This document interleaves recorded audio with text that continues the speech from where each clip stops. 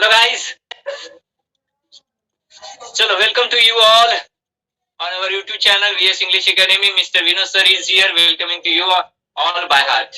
Today in this video we are going to discuss about a formal letter and what kind of formal letter. There are many more types of formal letters, among which nearly two different types of formal letters we have already discussed in previous two different videos. ठीक है, दो video की link जो है ना इस video के link में आपको मिल जाएगी, जिसमें एक वीडियो में हमने बात की थी कि किस प्रकार से जो है एक सिचुएशन वैकेंट से रिलेटेड, मतलब जॉब वैकेंसी से रिलेटेड लेटर लिखा जाता है। ठीक है, और उसके साथ साथ जो सेकंड वीडियो हमने पोस्ट की है, मतलब अपलोड की है, तो उस सेकंड वीडियो में जो है हमने बात की है कि किस प्रकार से लीव एप्लीकेशन मतलब लीव लेटर लिखा जाता है to the principal to the school teachers. ठीक है, तो इस प्रकार से वो दोनों वीडियो की जो लिंक है इस वीडियो के डिस्क्रिप्शन बॉक्स में आपको मिल जाएगी। अगर उन दोनों प्रकार के लेटर में किसी भी प्रकार का तकलीफ है, आपको किसी भी प्रकार के डाउट है, आपको नहीं समझ में आ रहा है कि कैसे लिखा जाता है, दिमाग जो है ना लिखते समय या फिर सोचते समय सब घूम जाता है कि क्या लिखे क्या नहीं लिखे, क्या फॉर्मेट होगा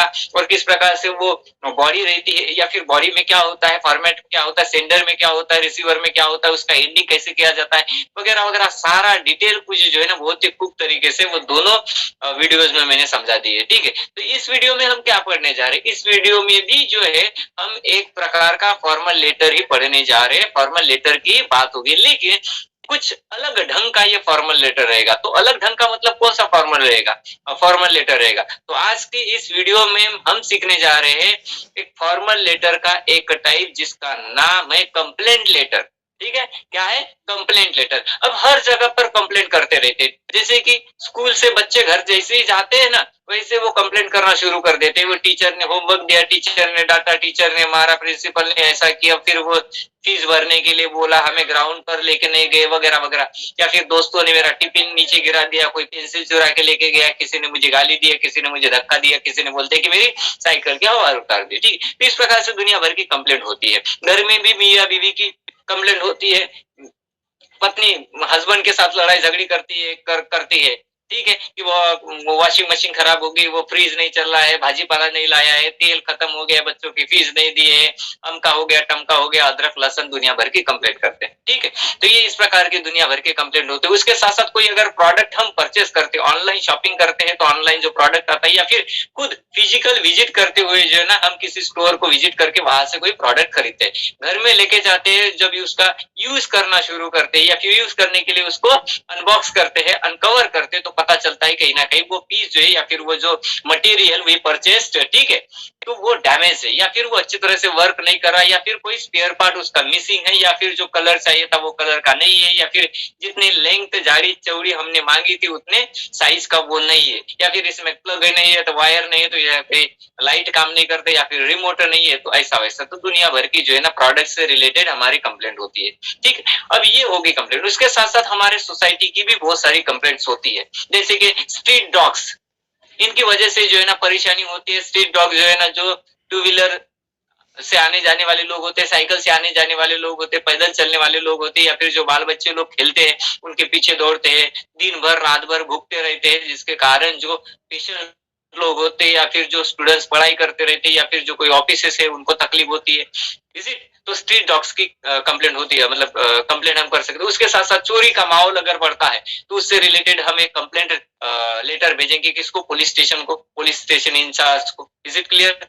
उसके साथ साथ अगर रेगुलर इलेक्ट्रिसिटी सप्लाई नहीं हो रहा है, ठीक है, एग्जाम का ड्यूरेशन है और उस समय में जो है ना बीच बीच में जो है ना इलेक्ट्रिसिटी गायब हो जाती है, मतलब ये रेगुलर सप्लाई ऑफ इलेक्ट्रिसिटी अगर है हमारी एरिया में, हमारे लोकेशन में, हमारे जिले में, हमारे शहर में, तो उससे रिलेटेड हम जो है ना एमएससीबी ऑफिसर को क्या करेंगे, लेटर लिखेंगे। ये बात हो गई। उसके साथ साथ पोस्ट ऑफिस में भी वो लेटर लिख सकते हैं, या फिर प्रिंसिपल टीचर, इनको भी हम कंप्लेंट लेटर लिख सकते हैं। कैसे कि वही क्लास के जो बच्चे हैं हमारे सामान चोरी करके लेके जाते हैं, या फिर हमें अच्छी तरह से पढ़ाई नहीं करते हैं, they are disturbing us time and again, तो इस प्रकार का हम कंप्लेंट लेटर उसको कर सकते हैं। या फिर बस्ती में अगर गंदगी फैल गई है, ड्रेनेज सिस्टम बराबर नहीं है, पाइप चोक हो गया है, रेनी सीजन के समय में जहाँ पे देखो वहां पे पानी जमा रहता है, स्टैग्नेटेड वाटर, जिसकी वजह से जो है ना मॉस्किटो ब्रीडिंग होने के चांसेस बढ़ जाते हैं, and that's why they are causing different types of deadliest diseases. ठीक है। खास करके जो छोटे वाले बच्चे होते हैं उनको बहुत ज्यादा खतरा होता है अलग अलग प्रकार के बीमारियों का, या फिर जो बूढ़े होते हैं। वैसे तो बीमारी का खतरा सबको है, अभी जो है ना ये जो ना कोरोना पैंडेमिक ने जो है ना सबकी वाट लगा दी, दिख रहा। ठीक है, तो इससे दुनिया भर की कंप्लेंट्स हमारी निजी जिंदगी में हम करते रहते हैं। ठीक है, तो आज यही जो कंप्लेंट लेटर का विषय है, यही जो मुद्दा है आज के इस वीडियो में जो है ना, इस वीडियो के संसद में उठने वाला है, और इस टॉपिक के बारे में आज डिस्कस होने वाला है कि किस प्रकार से कंप्लेंट लेटर लिखा जाता है, क्या फॉर्मेट होता है, और किस प्रकार से जो है ना क्या प्रकार के वर्ड्स इस कंप्लेंट लेटर में हम यूज करेंगे, और किसको भेजना पड़ता है कंप्लेंट लेटर अगर प्रॉब्लम कुछ अलग अलग प्रकार के होते हैं। तो स्टार्ट करते हैं इस वीडियो का, ये आज का हमारा टॉपिक। तो क्या है फॉर्मल लेटर? फॉर्मल लेटर, ठीक है। फॉर्मल लेटर में ही ये फॉर्मल लेटर का एक टाइप्स है जिसका नाम है कंप्लेंट लेटर। ठीक है, क्या है? कंप्लेंट, इसको कंप्लेंट इस प्रकार से मैं लिख देता हूं इन ब्रैकेट इन शॉर्ट में। ठीक है, तो कंप्लेंट करनी है। देखो दुनिया भर की कंप्लेंट करनी है। कौन कौन से कंप्लेंट करते हैं भाई? दोस्त या फिर घर वाले मोबाइल यूज नहीं करने देते, पबजी खेलने नहीं देते हैं, गर्लफ्रेंड के साथ चैटिंग करने नहीं देते हैं, या फिर उसका जो है ना यूज वीडियो देखने के लिए या फिर गेम खेलने के लिए, ऐसे बहुत सारे कंप्लेंट करते रहते हैं। तो कंप्लेंट लेटर जो है ना उसका जो टॉपिक रहेगा कुछ इस प्रकार से दिया हुआ रहेगा हमारे क्वेश्चन पेपर में। ठीक है, जैसे कि मान के चलो, ठीक है, अभी क्वेश्चन नहीं लिखते हैं, एक डायरेक्ट जो है ना उसको फॉर्मेटिव स्ट्रक्चर कर लेते हैं। मान के चलो कि हमारे पेपर में जो है ना एक लेटर आया, हेल्थ ऑफिसर को जो है ना, हेल्थ ऑफिसर जो हमारी एरिया का जो हेल्थ डिपार्टमेंट है, ठीक है, उसका जो हेड है हेल्थ ऑफिसर, उनको एक कंप्लेंट लेटर लिखना है। क्यों कंप्लेंट लेटर लिखना है? कि हमारे एरिया में जो है ना सैनिटाइजर का बहुत ज्यादा प्रॉब्लम हो गया है। सैनिटाइजेशन का मतलब चारों तरफ जो है ना गंदगी फैली हुई है। लोग अपने घर का खाली कचरा जो है ना सड़क के ऊपर या फिर जो खाली प्लॉट होते वहां पे जाकर फेंक देते हैं, या फिर रास्ते के किनारे पर इधर उधर जहां पे भी उनका मन बने वहां पे वो खाली कचरा लाकर फेंक दे रहे, या फिर जो डेली क्लीनिंग वाले होते हैं, ठीक है, झाड़ करने वाले होते हैं, स्वीपर बॉयज होते हैं, वो रेगुलरली जो है ना मतलब हेल्थ डिपार्टमेंट की तरफ से उनके एम्प्लॉय जो है ना बस्ती को क्लीन करने के लिए रेगुलरली सर्विस नहीं दे रहे। ठीक है, तो उसकी वजह से जो है ना चारों तरफ जो है ना फाउल स्मेल, गंदी स्मेल जो है ना आ रही है, जिसके कारण हमारी जो हेल्थ है, ठीक है, वो बहुत ही ज्यादा खतरे में चली जाती है। ठीक है, बहुत ज्यादा खतरा हमारे हेल्थ को है। ठीक है, हमारे बस्ती में जो है ना अलग अलग प्रकार की बीमारियां तैयार होती जा रही है, अलग अलग प्रकार के माइक्रो ऑर्गेनिजम्स उन कचरे के, सड़े हुए कचरे के ढीक पर जो है ना तैयार होते जा रहे हैं। तो ये सारी कंप्लेंट करना है किसको? हेल्थ ऑफिसर को। ठीक है, तो ऐसे ये कंप्लेंट है, मान के चलते। ठीक है, तो इससे रिलेटेड आज हम क्या करेंगे, एक लेटर लिखेंगे, कंप्लेंट लेटर जिसका नाम रहेगा। ठीक है, अब कोई तो भी एक सपोजिशन में XYZ सेंडर का नाम रहेगा। ठीक है, उसका भी एक एड्रेस लिखेंगे, सेंडर एड्रेस, और उसके बाद जो है ना रिसीवर एड्रेस। अब वो कैसे लिखा जाता है, कहाँ पे लिखा जाता है, कहाँ पे सेंडर एड्रेस होता है, कहाँ पे रिसीवर एड्रेस होता है, ये अगर कंसेप्ट अच्छी तरह से समझना है कि उसके पहले वाले जो वीडियोस है, ठीक है, जिसका मैंने पहले ही जिक्र किया हूँ, कि उसका डिस्क्रिप्शन बॉक्स में जो है ना लिंक मिल जाएगा, उसको अगर देखते हो तो आपको समझ में आएगा कि सेंडर एड्रेस रिसीवर एड्रेस क्या होता है। इस लेटर के माध्यम से भी जो आपको अच्छी तरह से समझ में आएगा। तो जल्दी से जल्दी जो है ना स्टार्ट करते हैं, लिख लेते हैं सेंडर एड्रेस। ठीक है, अब सेंडर एड्रेस में क्या होता है, जो लिखने वाला होता है, जैसे कि मान के चलो मैं एक कंप्लेंट लेटर लिख रहा हूँ हेल्थ ऑफिसर को, तो सेंडर एड्रेस में अगर मैं अपना नाम नहीं लिखता हूँ तो भी चलेगा, ऊपर में मैं अपना एड्रेस लिखूंगा, मतलब जिस सोसाइटी में रहता हूँ, जिस घर में, ठीक है, मैं रहता हूँ, उस घर का जो है ना प्लॉट नंबर लिख लो। ठीक है, जिस घर में मैं रहता हूँ उस घर का प्लॉट नंबर, उस एरिया का नाम, उस एरिया का नाम, या फिर अगर किसी कॉलोनी में किसी सोसाइटी में अगर रहता हूँ, ठीक है, किसी फ्लैट सिस्टम में मैं रहता हूँ तो उसका नाम रहेगा, उसके बाद शहर का नाम रहेगा, उसके बाद पिन कोड नंबर रहेगा, और उसके बाद डेट आएगी। ये सारा कुछ आएगा हमारा सेंडर डिटेल्स में। अगर मैं नाम नहीं लिखता हूँ तो भी चलेगा, क्योंकि नाम जो है हम नीचे जो है ना जो कंक्लूडिंग होती है, मतलब जो एंड ऑफ अवर लेटर होता है वहां पे ऑलरेडी हम नाम मेंशन कर लेते हैं, जो सेंडर होता है उसका। ठीक है, तो ऊपर देखो नए तरीके से, ठीक है, सेंडर का नाम ना लिखते हुए भी चलेगा, बिल्कुल चलेगा। 4 में से 4 मार्क्स मिलना ही है। ठीक, ऐसा नहीं कि सेंटर का नाम नहीं लिखा तो फिर वो मार्क्स नहीं मिलेगा करके, ऐसी बिल्कुल ही बात नहीं है। ऐसा जो कंफ्यूजन दिमाग में चल रहा है उसको निकाल कर फेंक दो। ठीक है, तो देखो किस प्रकार से रहेगा।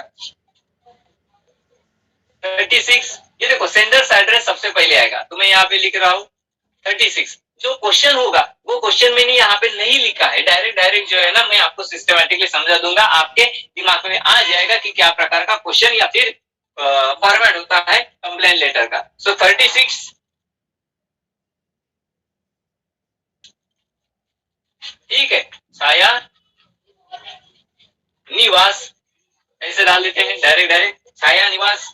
उसके बाद जो है ना सरोज कॉलोनी, सरोज कॉलोनी ठीक है पुणे, सरोज कॉलोनी पुणे, यहां तक आ गया ठीक है।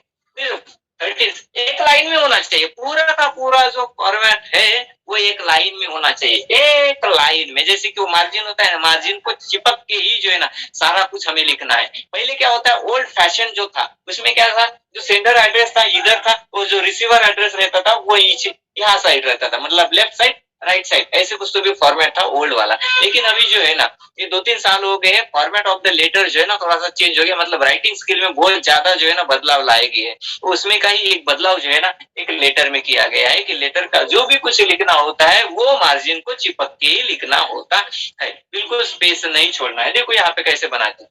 तो ये हो गया यहाँ पे 36 छाया निवास, और कॉमा वगैरह देने की आवश्यकता नहीं है क्योंकि कॉमा पहले दिया जाता था, यहाँ पे हर एक जगह पर कॉमा दिया जाता था, लेकिन अभी कॉमा बंद हो गया है। इसका मतलब जो बॉडी रहेगी ठीक है, बॉडी ऑफ द लेटर रहेगी तो वहां पे हम कॉमा यूज करेंगे क्या नहीं करेंगे, अरे वहां पे करना पड़ेगा ठीक है। लेकिन जो पहले के फैशन में या फिर पहले जो यूज किए जाते थे हर जगह कॉमा आता था, यहाँ पे भी बहुत बार कॉमा आता जाता हर एक वर्ड के बाद, लेकिन वो नहीं करना है। आप बॉडी में जहाँ पे आवश्यकता है, if it is necessary to give comma ठीक है, तो उसमें हमें करना है, अदरवाइज कॉमा को हटाना है। तो देखो यहाँ पे लिख लिया हमने 36 छाया निवास सरोज कॉलोनी, उसके बाद पुणे, और उसके बाद यहाँ पे मैं अगर ऐसे देखे पिन कोड नंबर लिखता हूँ, देखो क्या लिखता हूँ मैं, पिन कोड नंबर ठीक है तो चलेगा।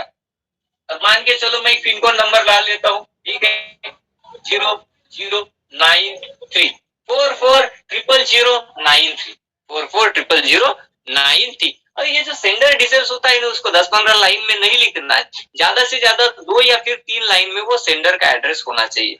इज इट क्लियर, मतलब सेंडर का डिटेल हमें मिलना चाहिए। उस हिसाब से देखो 3 लाइन में ये कवर्ड अप हो गया। अब उसके बाद हमें मेंशन करनी होती है, उसके बाद हमें मेंशन करना है कहाँ पे, यस क्या मेंशन करना है हमें, डेट मेंशन करना है। तो 440093 चलता है, कोई टेंशन नहीं। मैंने एक सपोजिशन में पिन कोड नंबर लिया है ठीक है, सपोजिशन में। अब बात करेंगे हम डेट की ठीक है, तो डेट अनेक प्रकार से लिखी जाती है, लेकिन हम बहुत ही शानदार अभी जो चेंज हुआ है ठीक है उसके हिसाब से हम लिखते हैं। तो मैंने लिखा है यहाँ पे मार्च महीना ठीक है, मार्च महीना हम कंसिडर कर रहे हैं। तो मार्च के 22 तारीख को, 22 के बाद कॉमा आएगा ठीक है, और मैं लिखता हूँ 2021 ओके।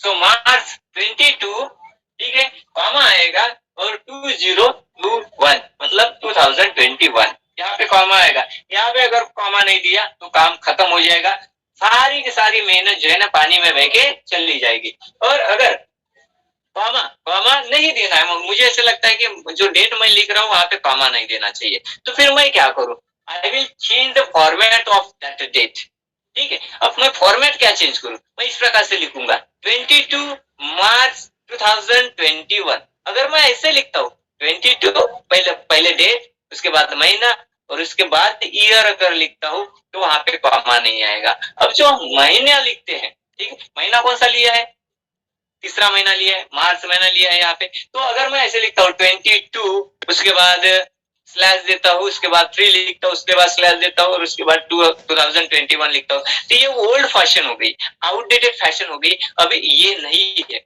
ठीक है। फिलहाल के जो फॉर्मेट है उसमें 2 प्रकार के डेट लिखे जाते हैं, जिसमें का ये फॉर्मेट ये है और दूसरा फॉर्मेट ये, इस प्रकार से कि 22 मार्च 2021 क्लियर। अब ये हो गया सेंडर डिटेल्स। अब हमें बात करना है किसकी,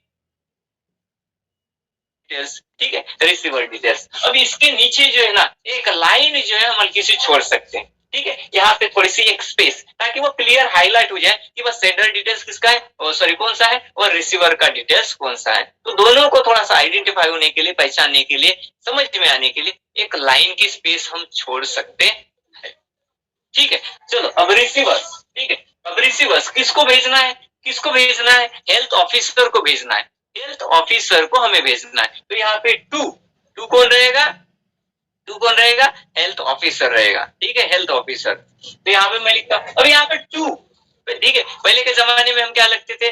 टू, देखो अगर लेटर भी लिखना है, मैं स्कूल के प्रिंसिपल को अगर या फिर क्लास टीचर को अगर एप्लीकेशन भी लिखना है कि मुझे छुट्टी चाहिए, तो उस समय में हम क्या लिखते थे?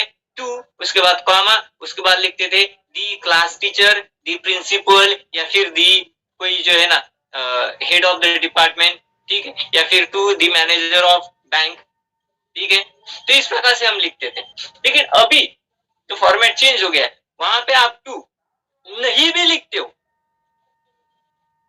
नहीं लिखते हो तो भी चलेगा। फॉर्मेट चेंज से बहुत सारी ऐसी चीजें हैं जिसको माइनस किया गया है, और बहुत सारी ऐसी चीजें हैं जिनको इंपॉर्टेंट दिया गया है, बहुत सारी नई चीजें जो है इसमें ऐड की गई है।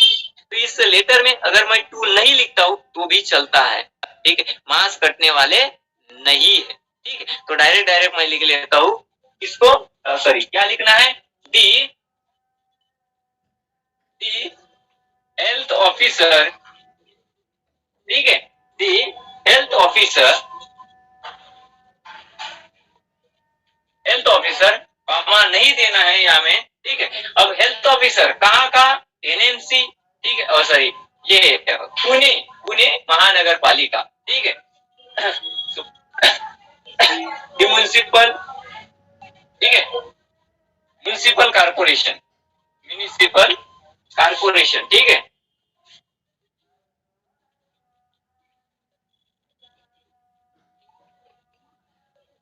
कारपोरेशन, म्युनिसिपल कारपोरेशन कहाँ का है?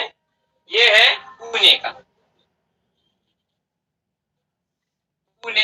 अब यहाँ पे लिख लिया हमने, ठीक है, उसके साथ साथ अब पिन कोड नंबर। अब ये जो भाई साहब है लिखने वाले, ठीक है, ये पुणे में रहते हैं, और जहाँ पे जो ऑफिस है, ठीक है, हेल्थ ऑफिसर जिनको वो लेटर लिख रहे हैं, म्युनिसिपल कारपोरेशन, ठीक है, वो भी कहाँ पे है? पुणे में। अगर अगल बगल में हम रहते हैं, मान के चलो कि यहाँ से जो है ना आधे किलोमीटर में म्युनिसिपल कारपोरेशन है, ठीक है, और मैं सेंडर हूँ, तो मैं क्या करूंगा? वही सेम पिन कोड नंबर यहाँ पे उठा के पटक दूंगा, ठीक है, सेम लिखेंगे ना, दूसरा काहे के लिए सोचेंगे। लेकिन अगर मैं किसी दूर दराज वाली एरिया में रहता हूँ जो कि अलग पोस्ट ऑफिस के सर्कल में आता है, सेंटर में आता है, तो डेफिनेटली जो है ना मेरा पिन कोड नंबर चेंज हो जाएगा। क्या हो जाएगा? चेंज हो जाएगा। लेकिन मैं अगल बगल में रहता हूँ तो मैं यहाँ पे वही पिन कोड नंबर डालूंगा, ठीक है। ऐसे सब पोजीशन में मान के आप चेंज कर सकते हो या फिर वही डाल सकते हैं, कोई टेंशन नहीं। हाँ, लेकिन अगर यहाँ पे दिया हुआ है, उस फॉर्मेट में दिया अगर है, फॉर्मेट में अगर दिया हुआ है सेंडर का पिन कोड नंबर, रिसीवर का पिन कोड नंबर, ठीक है, तो फिर वही डालना है। और अगर नहीं दिया हुआ है तो सपोजिशन में आप कोई भी पिन कोड नंबर वहां पे लिख सकते हो, लेकिन ध्यान रखना है कि हम, ठीक है, 6 लेटर का ही, 6 नंबर का ही हमें पिन कोड नंबर डालना है। कितने? 6 नंबर का है, 6 नंबर होनी चाहिए। तो मैं यही सेम जो है ना यहाँ पे उठा के लिख लेता हूँ, ठीक है, 0093। चलिए आगे यहाँ तक। अब यहाँ पे तो डेट नहीं लिखनी होती है, जो रिसीवर होता है उसमें डेट मेंशन करना नहीं है। तो ये हो गया हमारा सेंडर डिटेल्स और ये हो गया हमारा रिसीवर डिटेल्स। अब इसके नीचे क्या आएगा? इसके नीचे आता है हमारा सब्जेक्ट। क्या आएगा? सब्जेक्ट।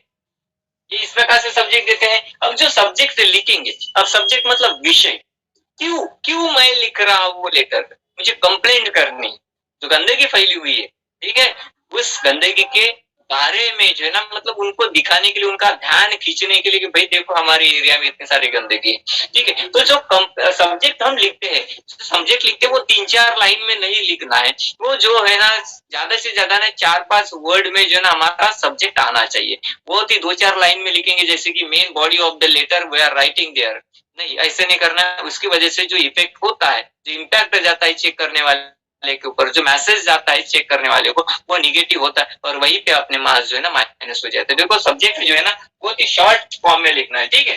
जैसे कि मैं लिखता हूँ यहाँ पे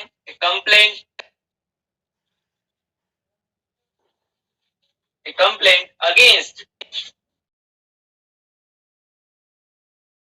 इनसैनिटरी कंडीशन। मतलब इनसैनिटरी मतलब साफ सफाई नहीं हो रही है हमारे एरिया में, हमारे कॉलोनी में, ठीक है, हमारे शहर में।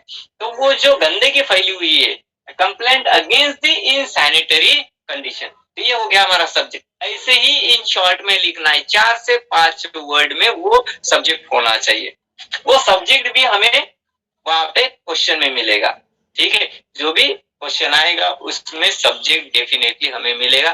थोड़ा सा ढूंढना है, अपने दिमाग के ऊपर जोर डालना है और गाइस आपको सब्जेक्ट मिल जाएगा, ठीक है। अब सामने चलते, ये हो गया। अब क्या आता है, respected sir, respected madam, is it, ये आता है कि नहीं, वो लिखेंगे यहाँ पे। या फिर अगर आपने सर और मैडम भी लिख दिया ना तो भी चलेगा, गलत नहीं है। देखो, डियर सर, डियर मैडम चलेगा, रिस्पेक्टेड सर, रिस्पेक्टेड मैडम चलेगा, या फिर सर या फिर मैडम तो भी चलेगा।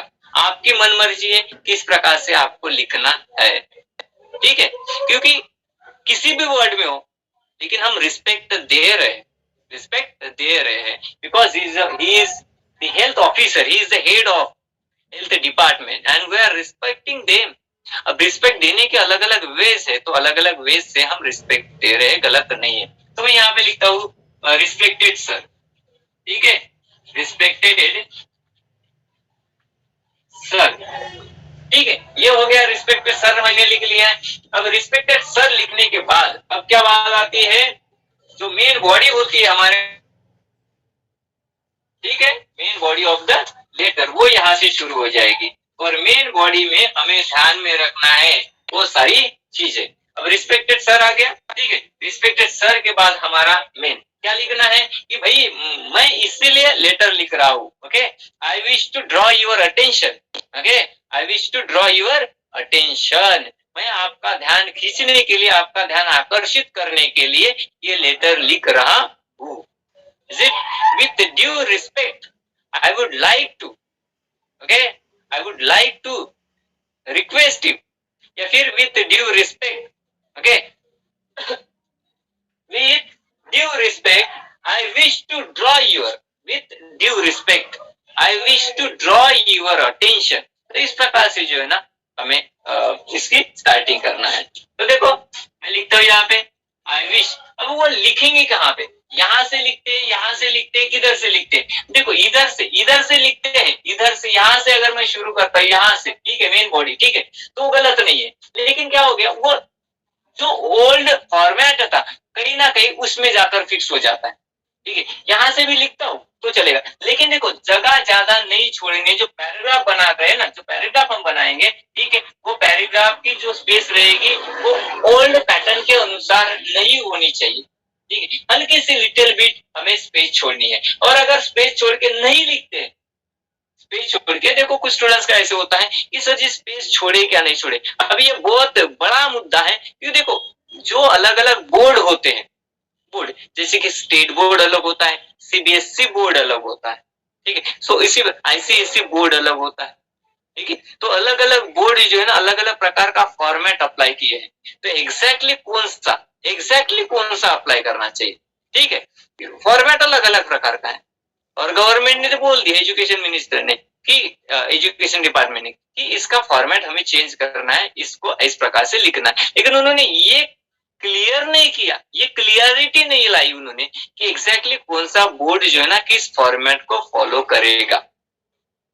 तो इसके कारण बहुत सारी कंफ्यूजन, ठीक है। तो हम अगर शुरुआत से लिखते तो भी गलत नहीं है, ठीक है, क्योंकि बोर्ड अलग अलग। हम अगर छोटी सी स्पेस छोड़ के भी लिखते हो तो भी गलत नहीं है, दोनों लागू है, ठीक है। यहाँ पे मुद्दा आता है हमारे स्कूल के टीचर कैसे पढ़ाते हैं वो बात नहीं है, हमारे ट्यूशन टीचर कैसे पढ़ाते हैं वो बात नहीं है, या फिर हमने जो रिसोर्सेस का यूज किया उसमें क्या लिखा हुआ है वो भी बात नहीं है। हमारे भैया दीदी हमारे से जो बड़े हुए उन्होंने किस प्रकार से हमें पढ़ाया है, सजेस्ट किया है लिखने के लिए, वो बात नहीं होती। यहाँ पे मुद्दा उठता है कि बोर्ड का, ठीक है। तो चलो मैं आगे बढ़ता हूँ, हल्की सी स्पेस देकर जो है मैं पैराग्राफ स्टार्ट करता हूँ। आई विश, ठीक है, I wish to draw your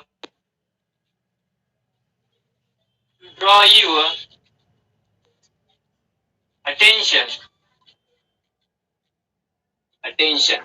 ठीक है। I wish to draw your attention to the जो सब्जेक्ट होता है वो सब्जेक्ट स्टेप से ही हमें अपना लेटर स्टार्ट करना है, ठीक है। टू दी इन सैनिटरी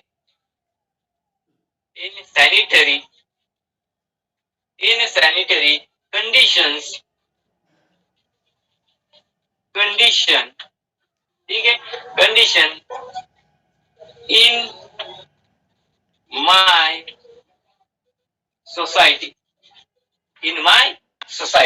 ठीक है। ओ सॉरी, यहाँ पे सोसाइटी, लेकिन यहाँ पे तो मैंने कॉलोनी लिखी है, यहाँ पे सोसाइटी कैसे आएगा? बिल्कुल नहीं है। यहाँ पे सोसाइटी तो यहाँ पे सोसाइटी, यहाँ पे कॉलोनी तो यहाँ पे भी कॉलोनी आएगी, ठीक है। ऐसे चेंज नहीं करना है, थोड़ा सा ध्यान देना है। सो इन माय कॉलोनी, ठीक है। अब माय कॉलोनी मेरी खुद की कॉलोनी क्या? नहीं, हम लोगों की कॉलोनी है, ठीक है। तो यहाँ पे इन आर कॉलोनी, ठीक है। On behalf of my colony जो है, मैं ये एप्लीकेशन सॉरी ये कंप्लेंट लेटर आपको भेज रहा हूँ, ठीक है, ठीक है। मैं कॉलोनी के तरफ से, ठीक है, कॉलोनी का हेड होने के नाते, एक जागृत इंसान, एक रिस्पॉन्सिबल पर्सन होने के नाते जो है ना, मैं आपको ये कंप्लेंट लेटर लिख रहा हूँ। तो वहां पे कॉलोनी, तो यहाँ पे भी क्या आएगी? कॉलोनी आएगी। और ठीक है, कंडीशन इन आर कॉलोनी, ऐसा हमें लिखना पड़ेगा। So I wish to draw your attention to the insanitary condition in our colony, यहाँ पे आएगा फुल स्टॉप, ये फुल स्टॉप दे देते हैं। उसके बाद सामने चलते हैं, द रेसिडेंट्स, हमारे एरिया में रहने वाले जो लोग है, द रेसिडेंट्स, ठीक है, द रेसिडेंट्स, यहाँ पे एस लिखा है उसका, ठीक है। रेसिडेंट्स ऑफ कौन सी कॉलोनी है? सरोज कॉलोनी, सरोज कॉलोनी, ठीक है। सरोज कॉलोनी आर फीलिंग, ठीक है, आर फीलिंग, कैसे फील कर रहे हो? आर फीलिंग मिजरेबल, बहुत ही दयनीय परिस्थिति है, बहुत ही खतरनाक परिस्थिति है, ठीक है। Insecure they are feeling there in that type of, ठीक है, in that type of atmosphere which is unbearable, can't stay there for more than longer time, मतलब बहुत लंबे समय तक हम वहां पे नहीं रह सकते, ठीक है। So of Saroj colony are feeling miserable, there is no proper sewage system. उसके बाद देयर इज नो प्रॉपर, ठीक है, no proper sewage system, sewage system, okay, in the colony,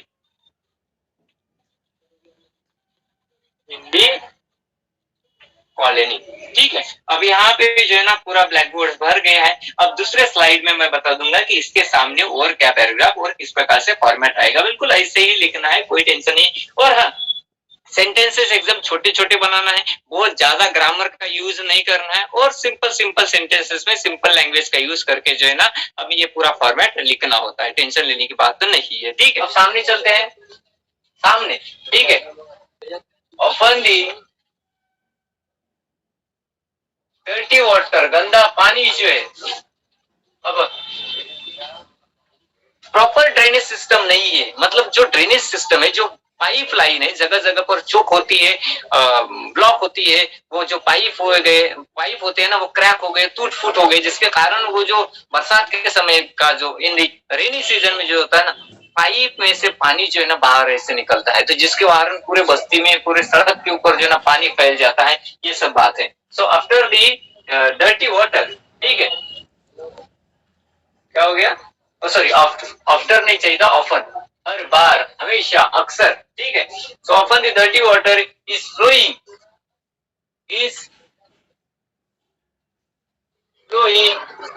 on the road, मतलब सिंपल सेंटेंस बनाने हैं, बहुत ही ज्यादा highly standard language use करेंगे, भारी भक्कम ऐसे बड़े बड़े स्पेलिंग वाले वर्ड यूज करेंगे, और तब जाके पूरे के पूरे मार्क्स मिलते। ऐसा बिल्कुल नहीं होता, अगर ऐसा करते हैं तो उसका इम्पैक्ट जो होता है ना निगेटिव जाता है। लेकिन हम लोगों को सिखाया जाता है कि भारी भारी स्टैंडर्ड लैंग्वेज, अरे नहीं रे बापू, नहीं, जो कंटेंट होता है बस उसको पब्लिश करना होता है, उसको रिप्रेजेंट करना होता है, ठीक है, सिंपल, ताकि उस लेटर को पढ़ने वाला मतलब हर एक इंसान पढ़ सके, समझ सके। अब जिसको हम भेज रहे वो कंप्लेंट लेटर, ठीक है, अगर वो चीटिंग करके, भ्रष्टाचार करके, पैसे देकर अगर ऑफिसर हो गया है तो उसको क्या समझेगा, झींगा उसमें से। बड़े तो हमने यूज किए, भारी भक्कम वर्ड यूज किए। अब पुराने जमाने के मान के चलो कि जो है ना 40-45 सालों के पहले से जो है ना अपॉइंटमेंट है, ठीक है, तो फिर उस जमाने में ऐसे कौन सी स्टैंडर्ड लैंग्वेज यूज की जाती थी, ऐसे कौन से लिखे पढ़े थे जो कि माहिर थे, they were fluent in English and those were appointed only and only were selected in government services. ऐसा था क्या? नहीं था। तो यहाँ से 40 साल के पहले के जो एम्प्लॉइज है उतनी ज्यादा उनकी जो है ना लैंग्वेज होती, इंग्लिश लैंग्वेज उतनी प्रॉम्प्ट नहीं होते वो, या फिर वो अमेरिका से ट्रेनिंग करके आए, नहीं होता ना। तो उनको भी समझना चाहिए, इसलिए जनरल लैंग्वेज सभी को समझती है, ऐसी छोटी छोटी लैंग्वेज, ठीक है, छोटी लैंग्वेज का यूज करना, मतलब छोटे सेंटेंसेस और सिंपल लैंग्वेज का यूज करना, सीधी सी बात। कितना भी कोई पट्टी पढ़ाए, सिंपल तरीके से ही चलना है, और सिंपल तरीके से एक सिंपल फॉर्मेट से ही हमें पेपर सॉल्व करना है, चाहे वो राइटिंग स्किल की बात हो या फिर जो रिमेनिंग, चाहे वो सीन हो, अनसीन हो, पैराग्राफ हो, ये हो, वो हो, कुछ भी हो, लेकिन सिंपल तरीके से आंसरिंग करना है, बिल्कुल छोटे छोटे सेंटेंसेस के साथ। So often the dirty water is flowing on the road, ठीक है, रोड्स एंड लेन्स, ठीक है, रोड जो मेन रोड होते हैं, ठीक है, उसके साथ साथ जो गली होती है, ठीक है, वहां पे भी वो पानी घुस जाता है, ठीक है।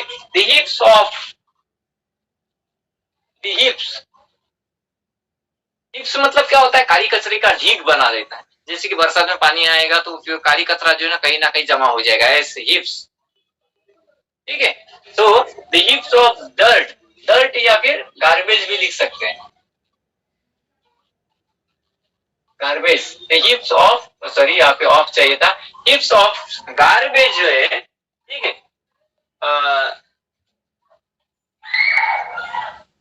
Garbage lying here and there, lying यहाँ पे देखो, वहां पे जो है लाइंग हियर एंड हियर, हर जगह पर काली कचरे के ढीक जो है ना जमा रहते हैं ऐसे ऐसे, ठीक है। सो लाइंग हियर एंड देयर, ठीक है, and they have not been removed and they have been, okay, sorry, they have not been, अभी तक उठाया नहीं है, हटाया गया नहीं है, not been removed, अभी तक वो काली कचरे को हटाया नहीं गया है, ठीक है, removed for डेज, कितने तो भी दिनों से नहीं उठाया, तो पूरा सड़ गया है पानी के होने की वजह से।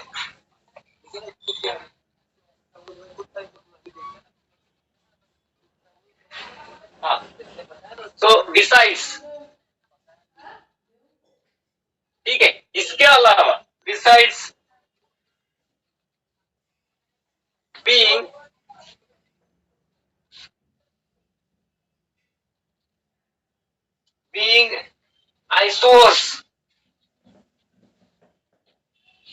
eyesores, besides being eyesores, they have become the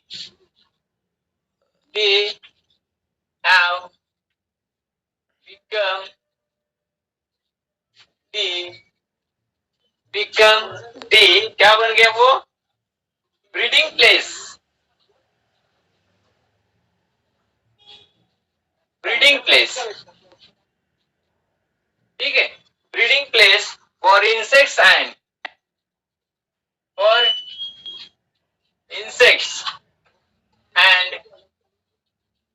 mosquito, ठीक।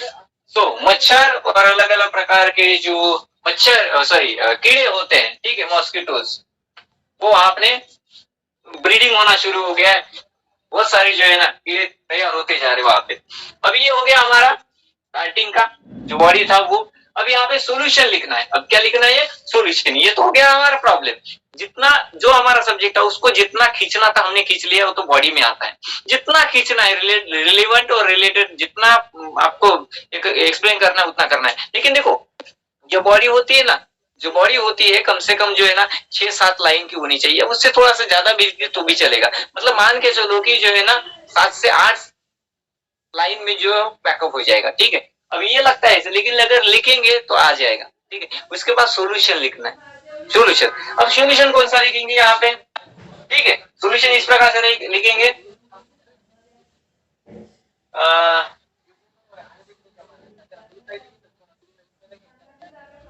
आई विश टू, ठीक है। यहाँ पे भी अब देखो दूसरा पैराग्राफ, ठीक है। अब यहाँ पे लिखता हूं तो भी चलेगा, सेकंड पैराग्राफ मान के चल रहे, सो सेकंड पैराग्राफ, ठीक है। मैंने स्टार्टिंग में बताया कि कैसे लिखना है, और ये मार्जिन का क्या मैटर है वो भी मैंने क्लियर कर दिया, ठीक है। सो आई विश, ठीक है, I wish to improve the, improve the. अब यहाँ पे जो है ना ऐसे कुछ ये करता हूं ताकि आपको समझ में आ जाए। स्क्रीनशॉट लेने के बाद यहाँ से एक नया पैराग्राफ हमने स्टार्ट किया, improve the sanitary in sanitary, improve the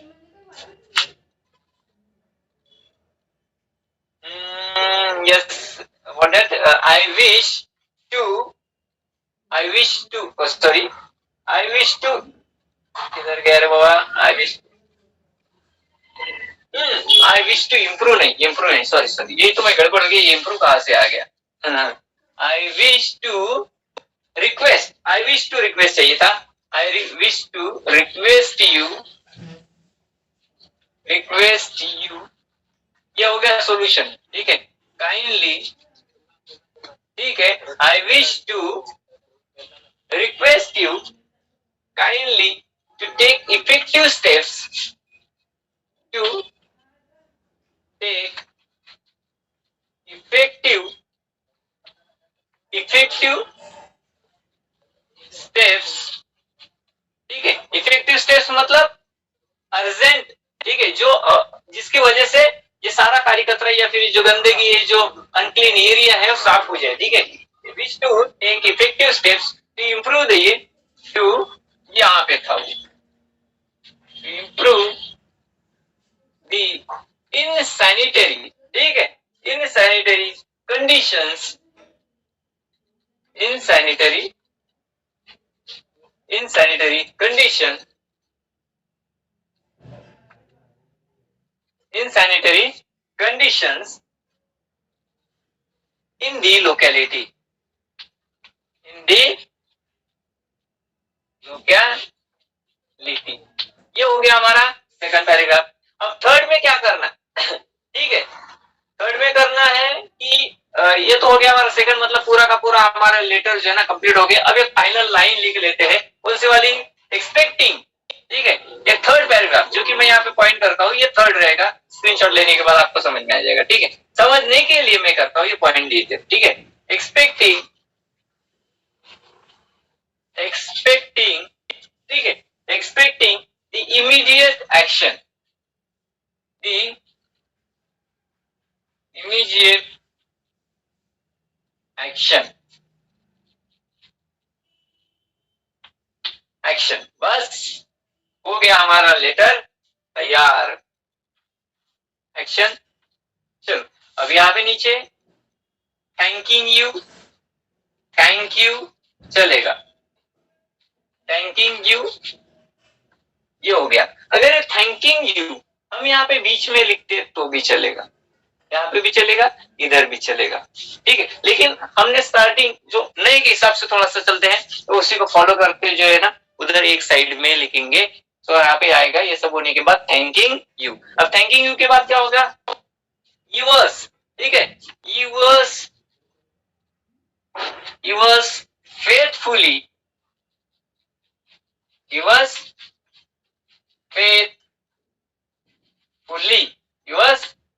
faithfully, ठीक है। और इसके नीचे आएगा अपना नाम, ठीक है, जो भेजने वाला है उसका नाम यहाँ पे आएगा। अब एक इंसान का नाम लिख लेते हैं यहाँ पे, ठीक है, मिस्टर, ठीक है, मिस्टर सुहास, ठीक है, सुहास गुप्ता, सुहास गुप्ता हो गया। और इस प्रकार से जो है हमारा ये जो कंप्लेन लेटर है खत्म हो गया है। अब इसके आगे कुछ भी नहीं करना है। तो इस प्रकार से बहुत ही सिंपल तरीके से देखो हमारा कंप्लेन लेटर बनके तैयार हो गया है। Is it? तो ये सारी चीजें आती है कंप्लेन लेटर में और इस प्रकार से कंप्लेन लेटर लिखना होता है। जो सब्जेक्ट हमारा रहेगा उसको जितना खींचना है उसको एक्सटेंड करना उससे रिलेवेंट और टॉपिक, जैसे कि देखो हमारा क्या था, इनसैनिटरी कंडीशन। अब जो हमारे बस्ती में गंदगी फैलती है किसकी वजह से फैलती है? ये देखो जो बहता हुआ पानी अगर क्लियरली बह नहीं रहा है, मतलब कहीं ना डब्बे डुबके में सस जमा होता जा रहा है, तो उसकी वजह से जो है ना गंदगी फैलती है। काली कचरा अगर फैला हुआ है तो गंदगी बनती है। ड्रेनेज सिस्टम अगर चौक होती है, ब्लॉक होती है, तो उसकी वजह से गंदगी फैलती है। अगर ड्रेनेज सिस्टम ही फुट टूट हो गया है तो गंदगी बनेगी। ड्रेनेज सिस्टम ही नहीं है, मतलब रास्ते के किनारे पर वो गंदा पानी जो है ना लोगों के बाथरूम से या फिर जो भी गंदा पानी होता है वो रास्ते के किनारे से, रास्ते के ऊपर से अगर बहता है तो भी वो गंदगी फैलती है। तो ये देखो हमारा सब्जेक्ट था इनसैनिटरी कंडीशन। इनसैनिटरी कंडीशन एक सेंटेंस भी लिख सकते थे, because of, okay, because of, और दैट ये भी लिख सकते थे, ठीक है। The heaps of garbage lying here and there, हो गया हमारा काम। There is insanitary condition prevailing in our colony, finish.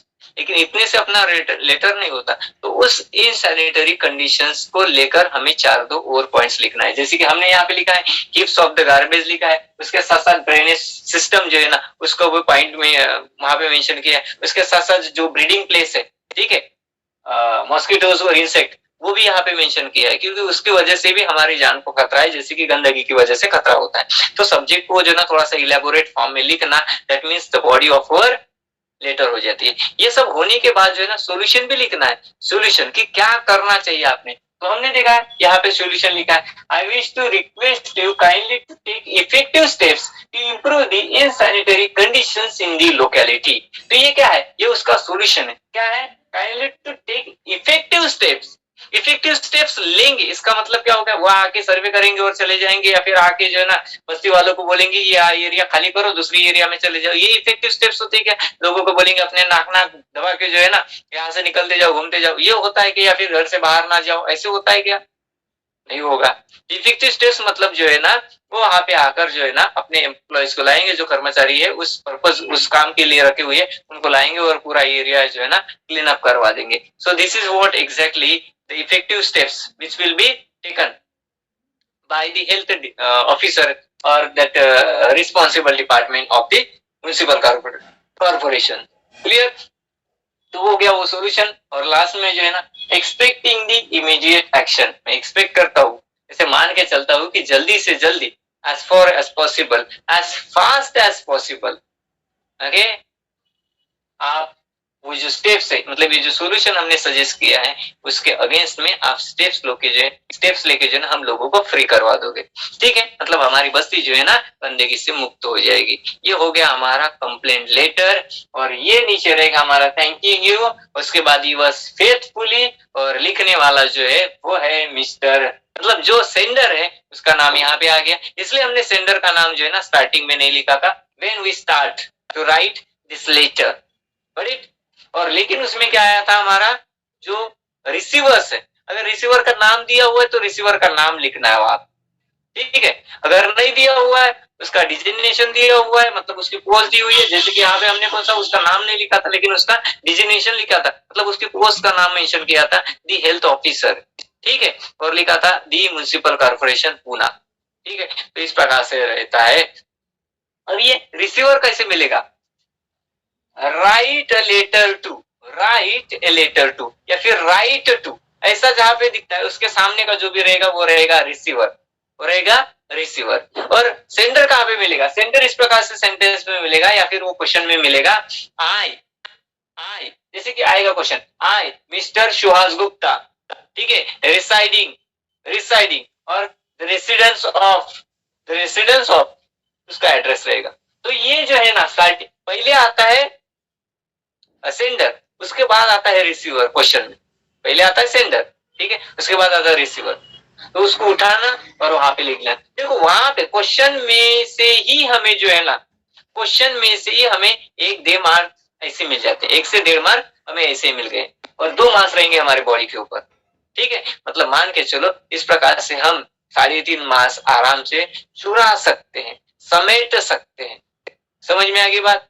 So guys, this was all about a formal letter. Okay, formal letter, लेकिन इसका टाइप कौन सा है? Complaint letter. तो इस प्रकार से जो है ना आप दुनिया भर की किसी भी प्रकार के कंप्लेंट लेटर लिख सकते हो, हल्का फुल्का चेंज करके, हल्का फुल्का चेंज करके। अगर मान के चलो प्रोडक्ट से रिलेटेड, प्रोडक्ट हमने खरीद किया, जैसे कि मैंने टीवी खरीद लिया तो उसमें खराबी है, उसको उसकी कंप्लेंट करना, तो फिर क्या आएगा? ये जो बॉडी रहेगी ना, ये जो बॉडी रहेगी लेटर की, बॉडी ऑफ द लेटर, ठीक है, तो उसमें क्या करना है? उस प्रोडक्ट का पूरा डिटेल आना चाहिए। मतलब जो है ना, उसका प्राइस आएगा, उसका कलर आएगा, ठीक है, उसका साइज आएगा, उसका मॉडल नंबर आएगा, ठीक है, ये सारी चीजें वहां पे लिखना है। इसी उसके साथ साथ क्या प्रॉब्लम है, कौन सा उसका पार्ट वर्क नहीं कर रहा है, कौन सा पार्ट डैमेज है, कौन सा पार्ट मिसिंग है, ये उसमें लिखना जरूरी है। और यही होगा, ये हमारा बॉडी ऑफ द लेटर। समझ में आ गया? तो this way my near and dear students, guys, we can prepare, okay, we can write a complaint letter. ठीक है, तो लास्ट वीडियो के अंत में आप सभी को रिक्वेस्ट करता हूं, अगर आप हमारे चैनल पर नए हो तो चैनल को सब्सक्राइब करो, लाइक करो, दोस्तों के साथ शेयर करो, बेल आइकन को दबाना ना भूलना, ताकि नोटिफिकेशन जैसे हम कोई नई वीडियो जो है ना अपलोड करेंगे उसका नोटिफिकेशन आपको आ जाएगा, जिसकी वजह से आपको पढ़ाई करने में बहुत ही आसानी सी, मतलब आसान बात हो जाएगी, बहुत ही जबरदस्त तरीके से मदद हो जाएगी। और हाँ, जो भी नया टॉपिक रहेगा जिससे रिलेटेड आप वीडियोस देखना चाहते हो या फिर समझना चाहते हो, वो कमेंट बॉक्स में लिखना ना भूलना। इस प्रकार से फिर से मैं रिपीट कर रहा हूँ कि चैनल को सब्सक्राइब करो, वीडियोस को लाइक करो, दोस्तों के साथ शेयर करो, बेल आइकन को दबाना ना भूलना, और हाँ, कमेंट करना ना भूलना। और अगर कोई एक आध कंप्लेन लेटर आप अगर लिखते हो, प्रिपेयर करते हो, ठीक है, प्रिपेयर करते हो, अब आपके लिए होमवर्क रहेगा राइट ए लेटर। देखो होमवर्क क्या रहेगा? राइट ए लेटर, ठीक है, इसको यहाँ पे मैं दे रहा हूँ, यहाँ पे मैं दे रहा हूँ, ये रहेगा आपका होमवर्क, ठीक है। और जैसे ही आपका होमवर्क कंप्लीट हो जाएगा, हमें कमेंट में आंसरिंग करना है, कमेंट्स करना है, ये पूरा का पूरा आपका फॉर्मेट, ठीक है। तो यहाँ पे जो है ना किसको लिखना है? राइट टू, ठीक है, MACB, MSEB, ठीक है, MACB मतलब जो क्या बोलते हैं उसको, इलेक्ट्रिसिटी सप्लाई करने वाला जो डिपार्टमेंट है, ठीक है, MSEB, उसको लेटर लिखना है, ठीक है, उसको लेटर लिखना है, ठीक है। अब ये तो ऑफिस का नाम हो गया, ठीक है, डिपार्टमेंट का नाम हो गया, ठीक है। तो उसका जो इंचार्ज होता है, जो हेड होता है, तो कौन सा रहेगा? ठीक है, तो उसका जो हेड रहेगा, आप जो है ना, द इंचार्ज, ठीक है, द इंचार्ज के नाम से लेटर सेंड कर सकते हो, ठीक है। और एड्रेस कोई भी लिख सकते हो, किसका? रिसीवर का। और सेंडर्स रहोगे आप, ठीक है, सेंडर्स रहोगे आप। तो इस प्रकार से जो है ना, इसके आधार पर आपको लेटर लिखना है, कंप्लेंट लेटर। अब विषय क्या रहेगा, मतलब सब्जेक्ट क्या रहेगा? सब्जेक्ट रहेगा इस प्रकार का, ठीक है, इरेगुलर सप्लाई ऑफ इलेक्ट्रिसिटी, ठीक है, इरेगुलर सप्लाई ऑफ इलेक्ट्रिसिटी, ये रहेगा आपका सब्जेक्ट। इसके आधार पर जो है, अब इसमें क्या क्या मेंशन रहेगा? अब देखो, इतना ही ठीक है क्या, इनफ है क्या? इसके आधार पर हो गया क्या लेटर? नहीं, लेकिन देखा क्या क्या लिखना है कि अभी जो है ना हमारे बोर्ड की एग्जाम चल रही है, या फिर हमारी जो एग्जाम है अभी जो है ना 15 दिन के बाद या फिर 20 दिन के बाद, 1 महीने के डिस्टेंस के बाद जो है ना हमारी बोर्ड की एग्जाम है, फाइनल सेमिस्टर है, ठीक है। और हमें अच्छी तरह से पढ़ाई करना है, अच्छी तरह से प्रिपेयर करके जो है ना अच्छे मार्क्स के साथ पास होना है, ठीक है, सब कुछ है। लेकिन जो है ना ये जो irregular supply of the electricity है, वो आए दिन जो है हमें परेशान कर रहा है। मतलब रात के समय में अगर पढ़ाई करने का मन हुआ, या फिर पढ़ाई करने का मन हुआ, मतलब पढ़ाई तो करना है, तभी जाकर तो पास होंगे ना, ठीक है। तो रात के समय हम पढ़ाई नहीं कर सकते हैं, ठीक है। तो रात के समय हम पढ़ाई ना करने की वजह से हमारे डेली के जो है ना कम से कम 7-8 घंटे की जो पढ़ाई होनी चाहिए वो नहीं होती है, तो जिसके कारण हमें डर लग रहा है, हमारे माता पिता को भी डर लग रहा है कि हम अच्छे मार्क्स के साथ पास होंगे क्या नहीं होंगे। इसीलिए जल्दी से जल्दी जो है ना आपको ये जो इलेक्ट्रिसिटी इरेगुलरिटी का problem we are facing the residential people of this particular colony, requesting you कि जल्दी से as far as possible as fast as possible, ठीक है, you have to okay take an immediate actions okay to free us from this problem of irregular supply of electricity, is it, and to support us to prepare ourselves for upcoming board examinations, is it। तो इस प्रकार से ये रहेगा body of the letter. अब पढ़ाई में उसके साथ साथ जो है ना इलेक्ट्रिसिटी रेगुलर ना होने की वजह से जो बड़े बुजुर्ग होते हैं या फिर जो पेशेंट्स होते हैं, जो बाल बच्चे होते हैं वो रात को सोते नहीं है, ठीक है, ये भी हम पॉइंट जो है ना एक लाइन में डाल सकते हैं, ठीक है। या फिर जो हॉस्पिटल्स है उनमें अच्छी तरह से सर्विस नहीं दी जाती, क्लियर। जो अंधेरा होता है तो जिसके कारण जो है ना रात के जो है ना 7 बजे के बाद हम रास्ते के ऊपर से नहीं जा सकते क्योंकि कीड़ों का डर होता है, एक्सीडेंट्स होते हैं। तो ये भी कुछ 1-2 सेंटेंस में हम डाल सकते हैं, लेकिन मेजर फोकस होना चाहिए हमारा कि हमारे बोर्ड की एग्जाम है और हमें लाइट की आवश्यकता है लेकिन वो नहीं अवेलेबल है, इज इट क्लियर। तो ये रहेगा आपका होमवर्क, ये हमें कमेंट करना है, इज इट क्लियर।